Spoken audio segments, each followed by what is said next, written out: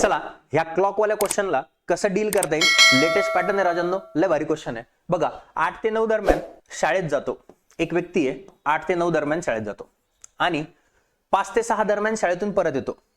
5 ते 6 दरम्यान शाळेतून परत येतो, हा परत आणि हा जातो.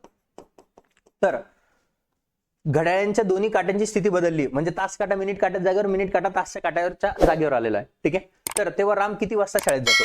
तर अशा क्वेश्चनला कसं करणार, 8 वाजून काहीतरी मिनिटांनी शाळेत जाणार आहे, म्हणजे 8 वाजून. ठीक आहे, मग पुढे काय करणार, 60/13 नेहमी लक्षात ठेवा फॉर्म्युला, आणि नंतर टाइम. इथं 8 वाजून काहीतरी मिनिटं, 8 जर घेतलं इकडचा टाइम, इकडे 6 घ्यायचा, इकडे जर 5 घेतला, परत येताना विचारला असता इकडे 5 घेतला, तिथं काय घेणार 9. ठीक आहे ना, 8 नंतर 60/13 गुणिले काय असणार, टाइम किती 6, 6 6 किती 36, 360 बाय काय येणार 13, 360/13, मग 13 ने भागा, 13 1 13, 13 दुने किती रे 26, 10 उरले, 13 7 91, 97चा भाग गेला, 9 बाकी उरली, म्हणजे 8 वाजून 27 9/13. ऑप्शन नंबर किती रे, ऑप्शन नंबर ए. असं या क्वेश्चनला डील करू शकता. असेच नवीन क्वेश्चन, लेटेस्ट पॅटर्न वाले क्वेश्चन बघण्यासाठी चॅनलवरती नवीन असाल तर सबस्क्राईब करून घ्या.